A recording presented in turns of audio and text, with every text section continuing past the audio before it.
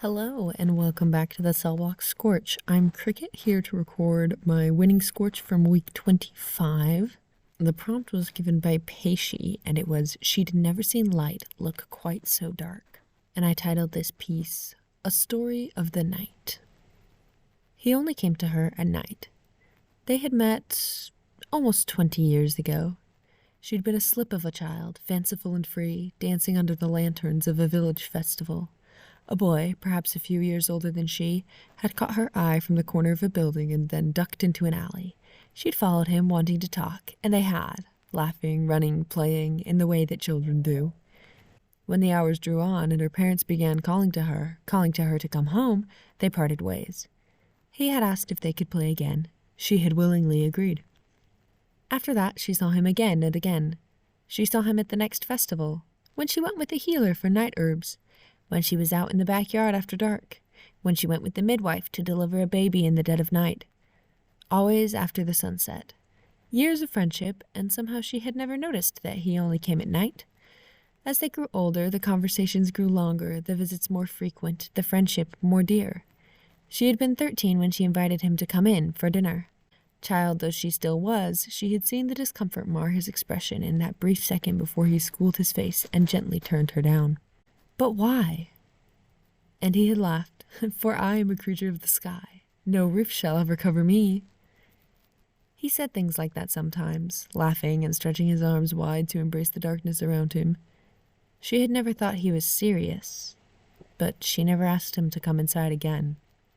And somehow she had never told her family about him. Not her parents, not her brothers or sisters. He was her particular friend. Not that she ever meant to keep him a secret, but her family just thought she was odd.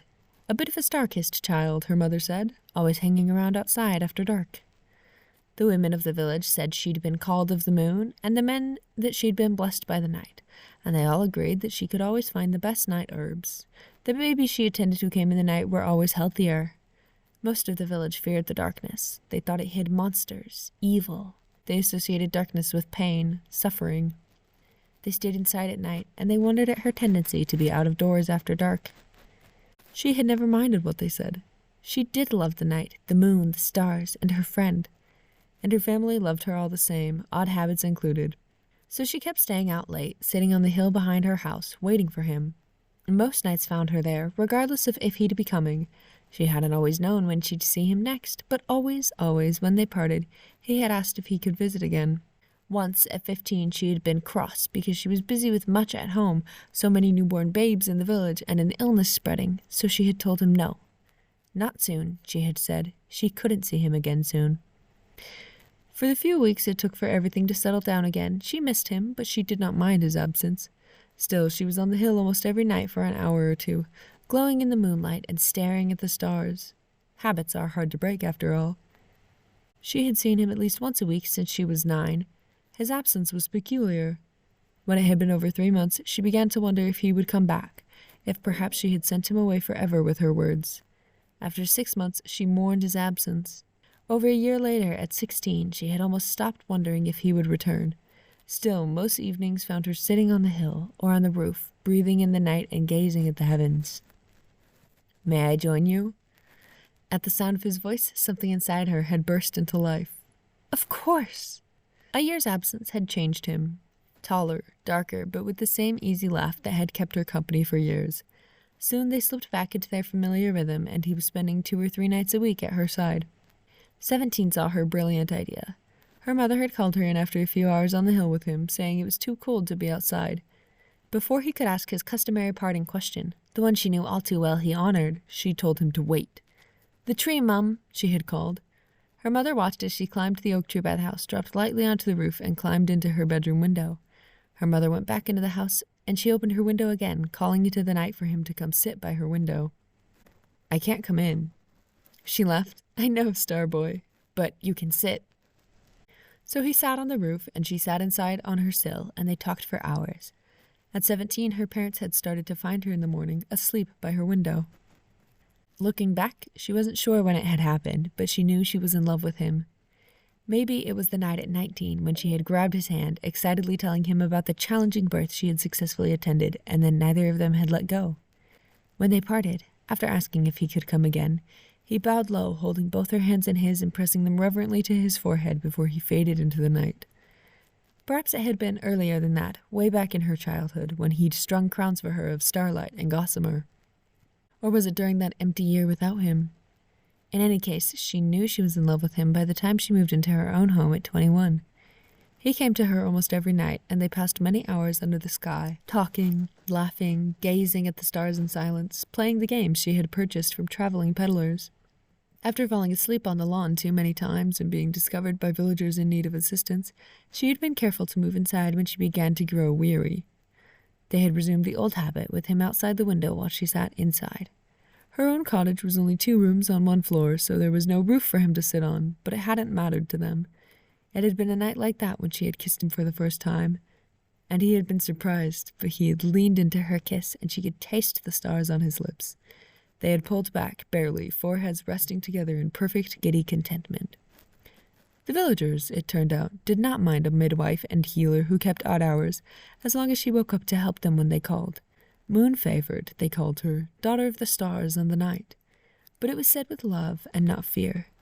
They did find it odd if she was asleep on her lawn in the morning, so in her 4 years of living alone, she had been careful. And she'd been with him. She knew by now that he was not of the village. She had asked around for someone of his description, and no one knew. He had no name, and every time she asked him, he only said something akin to, "I'm a child of the nighttime sky. My people have no need for names." Always with that same laugh that she so adored. All these things weighed on her mind in the days leading up to the conversation. 25, and she had decided she needed to know. For a long while now, he'd been coming to her just as soon as the sun set and leaving just before it rose. In their youth, it had often seemed to her that he raced against the night. Now it seemed as though he ran from the sun instead, always staying just out of its reach. And this night, as she passed the hours with him, her heart grew heavier. But as the sky began to lighten, she knew she could put it off no longer. "Will you stay? Beyond the sunrise, I mean."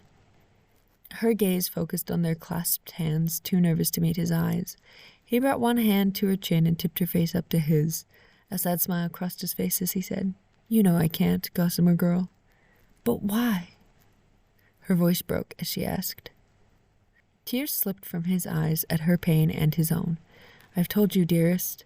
I'm a child of the nighttime sky. I dwell in darkness, chasing the moon around the world. My people, we have no home. And should the sunlight ever touch me or a roof cover my head, well..." He trailed off, shrugging helplessly. "And it pains me every morning, but I must leave you." So saying, he pressed his forehead to hers, stroking her hair before stepping back.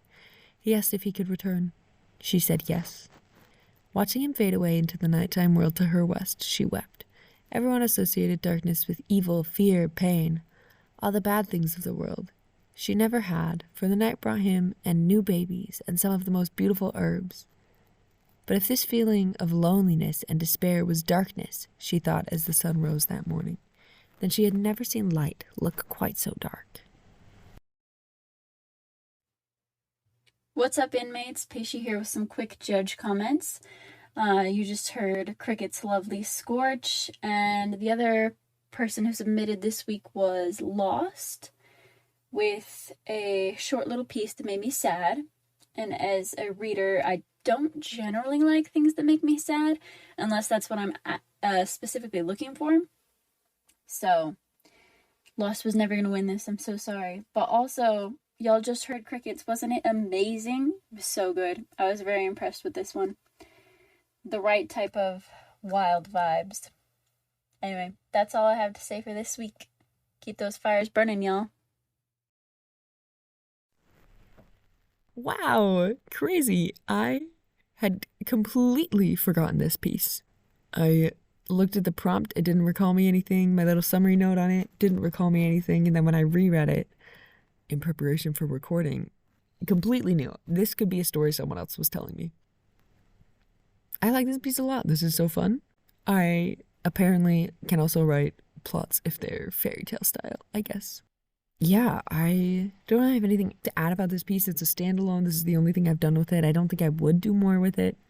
I don't have more knowledge for you about who my Starboy is or how exactly his people work. As I was reading it, I found myself wondering if they ever sleep, and honestly, I don't know. I don't know if they go in a cave or if that would count as cheating.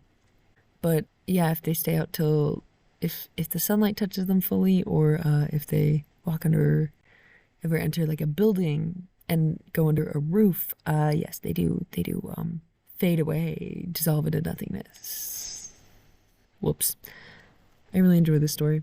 I'm a little confused why Lost won the previous week, but Peishi prompted this week. I'm sure there was a reason that we did it that way. I do remember something odd had happened with Peishi. Like 23, she had forfeited, and then 24, it took a while for Peishi to write, and I think this is the point where the Scorch almost fell apart because we were in the middle of the summer the first year doing it, and like, it was just hard to keep up with stuff, you know? Because it's not like during school you're on such a regular schedule. We were all just doing nonsense. As a full-time working adult now, I sure miss summer vacation. But I'm sure there was a reason why at that time we decided that Peishi would prompt and Lost would write with me on this one, but I don't know what it was. But I had a delightful time with this piece, and I hope you all enjoyed it. The prompt I gave for week 26 was, most of them were very old grasshoppers, which is a quote by Lamont Young, who was is still living, minimalist musician in the US. He was really influential in the genre. I had been taking an art history class, and we had been learning about minimalism, and I don't remember the origin of this quote. I feel like it's related to a piece of music he did, maybe, but I found it so charming, and that was why I made it the prompt. As always, please check out our Patreon to read the Embers. The other pieces from the last couple weeks were so good, and our transcripts for every episode are available there, free of charge, of course. We look forward to seeing you in the comments, and keep those fires burning. The Cellblock Scorch is a production of Stellacore, an independent group of nerds sharing their obsessions with the world. We can be reached at thestellacore@gmail.com, through comments on your podcast platform of choice, our Instagram, Stella_core, and at our YouTube, also called Stellacore. Feel free to check out our other productions on our YouTube channel, or our cosplays on Instagram. If you would like to support our creative endeavors, you can give a one-time tip to the Ko-Fi of the writer of your favorite Scorches, or check out our Patreon, linked in the show notes. There, you can access the winning Scorches and episode transcripts for free, or sign up for Spark level support for $5 a month to gain access to all of the Scorch submissions.